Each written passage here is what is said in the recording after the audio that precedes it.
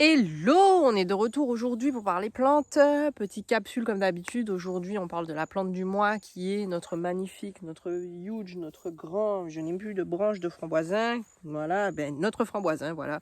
Donc, on parle du framboisin aujourd'hui. Donc, le framboisin qui est de la même famille que le basilic, qui est un basilic sauvage, qui est un Ossinium basilicum, si je dis pas de bêtises.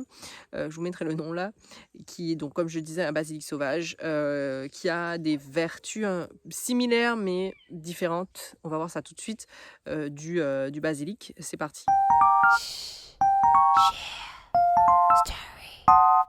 Alors, comme le basilic, en fait, il s'utilise pour les maux, que ce soit les ballonnements, les troubles gastriques, les problèmes de digestion, en fait, tout ce qui entoure le système digestif. Donc, comme lui, il s'utilise sous forme de tisane aussi, et il permet d'apaiser, en fait, comme on l'a dit, tous les reflux, toutes ces petits inconforts qu'on peut avoir. En plus de ça, il a comme un espèce de camphre, en fait, à l'intérieur. Donc quand on le touche, on sent en fait qu'il a une odeur un petit peu plus particulière qu'un basilic lambda, on va dire. Et ce petit camphre en fait peut être aussi utilisé pour les problèmes que ce soit respiratoires, donc que ça soit au niveau tisane, ou alors vous pouvez aussi l'utiliser en inhalation. Donc pour faire pour faire les inhalations, vous faites chauffer en infusion et vous couvrez votre tête. Ça prend entre 5 et 8 minutes à peu près. Vous pouvez ajouter du Vicks ou d'autres plantes comme l'eucalyptus ou autres qui peuvent aussi vous aider à vraiment venir aider au niveau de la respiration. C'est bon aussi donc pour les personnes qui ont des problèmes au niveau des sinus ou qui ont le nez pris, ou même pour les gens aussi qui font des allergies, pour vraiment venir entre guillemets nettoyer en fait vos voies respiratoires. Donc franchement le framboisin sur ça c'est un top.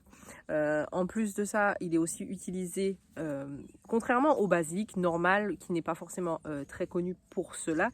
Le framboisin lui peut être aussi utilisé au niveau des feuilles, comme ça, directement broyé et mis sur votre peau en fait. Donc c'est bon si vous souffrez de troubles cutanés. Bien sûr, ça va toujours être un peu superficiel, hein, c'est pas des gros troubles cutanés, mais ça peut être des démangeaisons, ça peut être appelez ça des mini ulcères, vraiment superficiels. En fait, ça vient vraiment apaiser. Alors nous on l'a testé, c'est aussi animal friendly, c'est-à-dire que vous pouvez aussi l'utiliser sur votre chat ou votre chien. Nous en tout cas on l'a utilisé sur le chien fer parce que le chien fer a des problèmes de peau.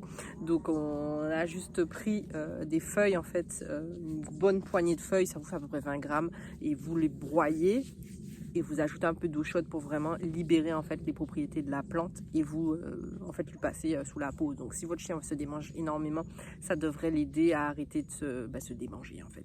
Voilà, nous en tout cas ça l'a calmé et ça a aidé aussi avec ses problèmes de peau, bien sûr couplé à d'autres plantes comme le plantain ou encore l'herbe aiguille ou le cacabéqué, enfin etc. Si vous voulez, ça sera pour une autre vidéo, comment soigner les problèmes de peau des chiens.